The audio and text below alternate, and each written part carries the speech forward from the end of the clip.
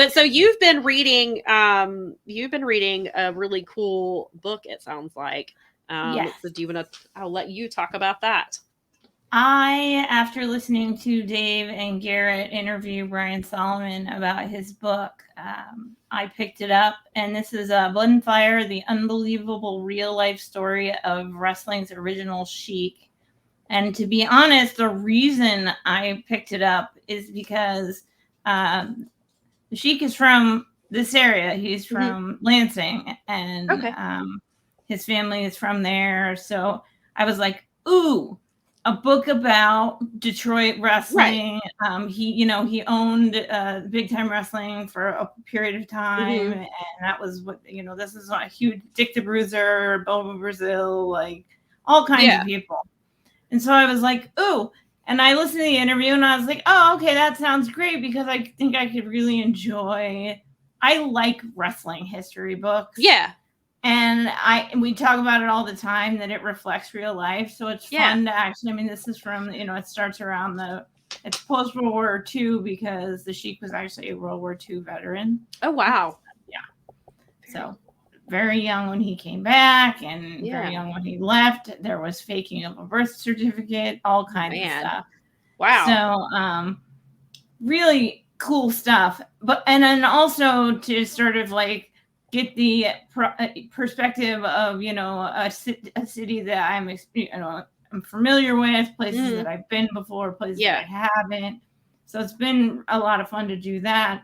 That's cool. I also got to a point where, and I kind of wanted to bring this up just because it's relevant to what's going on here, but, he spent a lot of time doing the Northeast Territory to build up what, would give him the ability and the leverage to be the owner of the Detroit territories, and Capital Wrestling, which was, Vince McMahon, Vincent J. McMahon, and but they were making the point in there, and that and his dad before him, and that was in, like, they made the reference to VKM at 1958, and it's like, and they made mention of his father having been in the business prior to that, and so there's been a McMahon in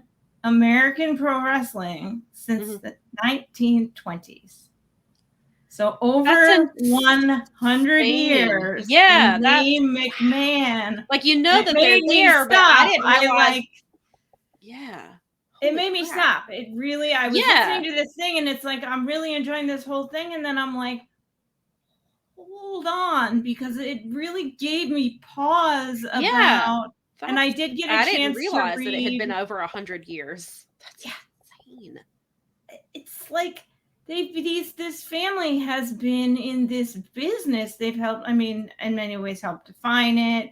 The NWA acting like a bunch of ridiculous people kind of opened the door for the, the Vince we all know and are watching. But the idea of, like, oh my gosh, like the Vince screwed Vince line that has been rolling around here. It's not just like simply, and I know a lot of people, he, made a lot of people famous, and there were questions as to whether people should have, we'll miss you versus not, and whatever all else. But at the end of the day, it was like the historical significance of what is going on right now. Hit me really, really hard when I was like, holy cow. It's a very sobering fact to realize that a McMahon has been in, because I think a lot of people do know that, that Vincent J. McMahon was first, but they don't realize, like, how far back. And then you also now bring it forward with Stephanie. She's the first woman.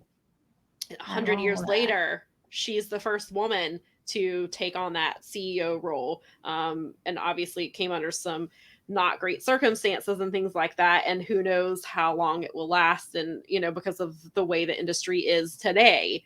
But so she's taking it into another, a new place just as a woman. And so so even without there being Vince McMahon, there is still Stephanie McMahon, and she's continuing on to that legacy, which is not just like her father and her grandfather's legacy, but it's generations before, which is mind blowing to think about. Yeah. Yep. And I had no idea. It really kind of like I was like, wait, since the 20s. Yeah, when you said the 20s, I was like doing math. I was like, that was like 100 years ago. Wait, we're in the 20s. Yeah, that's exactly. That was like how my mind. Exactly what I was thinking. I was like, wait, math is not my thing. However, wait a minute, quick math on that, and the influence and the it was incredible. So it makes it that much more historically significant in terms of like what is happening right now. Mm-hmm. And then also just in general, I wanted to give the book a shout out. I'm about halfway through it. I don't have that much more. I audible everything because it's easier for me. Sure. But the interview sold it, and the book itself is fantastic, and not just like those little minor things that like get out of it, but for me, it's really, really interesting to listen to, and I think that even like someone not from Detroit, but someone like who has a territory history, where you would go, oh, those guys. Because like the names pop in and you're like, oh, of course we know his name or this guy's name or whatever all else. But, it's a really interesting story about this person who was the original guy doing these things. And he's bringing gimmicks and ladies to the ring in that way that we kind of are familiar with. Is something that actually he was helping to found. Because before that, it wasn't so gimmicky because they wanted to be serious sport. So they were trying to sell it as a serious sport. Right. For a long time, people that did gimmicky stuff, like at some point, the Sheik became you do this parlor trick that's flash paper and a fireball. And but people still look down on guys like that at that point in wrestling because they were like, hey, this is serious. This is a serious fake sport. Don't kayfabe. Like that was like, I mean,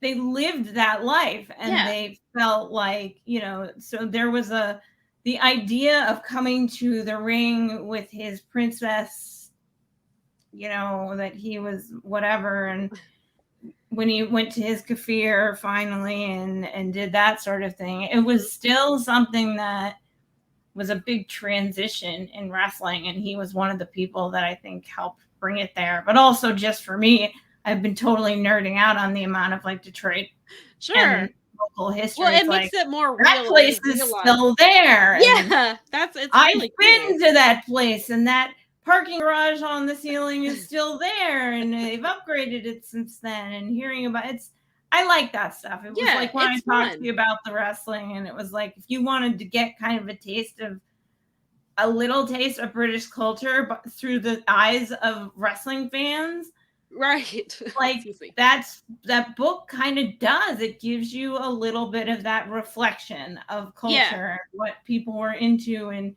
1942 and 1956, and I mean, you get into the late 50s and you talk about the fact that like we take for granted that there's just TV on all the time. Yeah, absolutely.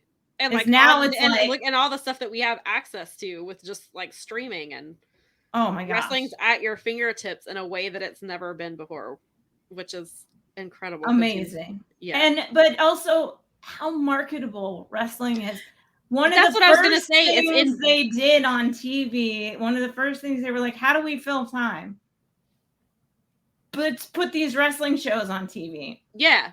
It's amazing how many parts of our country that was their answer was people. This is kind of like a sport, but it's not. And people seem really into it. And so, it just shows how enduring wrestling is. Yes. Even for all the people who say it's fake or it's this or it's that, which this are it's all true. collapsing. Like it's all true. But on the other hand, it's been around just as long. I mean, it's been around for 100 years.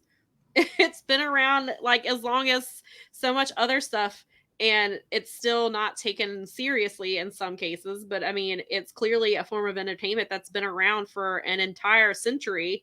That, well, obviously longer than that. An entire century with a McMahon is what I was trying to get at. But yeah, it's just, and it's always found its way to adapt to its time. Yes. And that's, you can almost not say that about much. I mean, there are some things that just become obsolete by way of technology, and some things that, but like, how many businesses are out there at the end of the day? And it's just, I mean, at the end of the day, it's a glorified carnival show. It's a main stage carnival event. It is. Yeah, wrestling is very carny, and it always has been and always will be.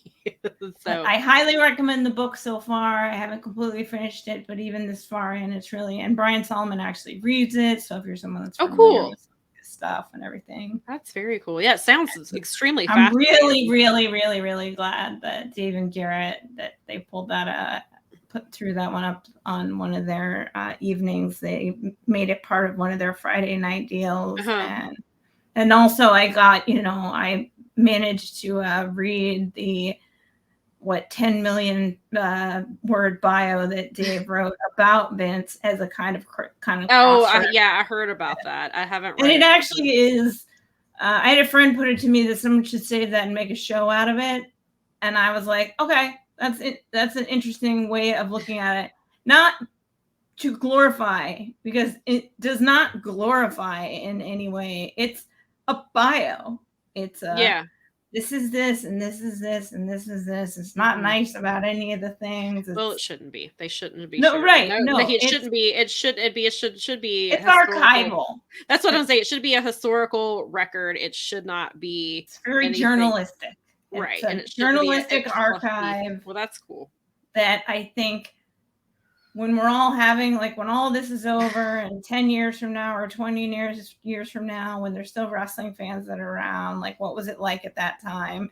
Here's a way that you can read about where that guy came from. Sure. And then all these, but to bring that all the way back is highly recommend it. It's called Blood and Fire, the unbelievable real life story of the original wrestling's the original Sheik. Sounds very interesting, and so hopefully that people will go look into that for sure. And it sounds like, since it's on Audible, that sounds like people can find it pretty easily. Yeah, I would imagine that the hard copies are easy to. I like to grab hard copies sometimes because I like to have the pictures. Yeah, but the reality of my brain is that it just stores information better when it's being read out loud to it. And I understand. There we are.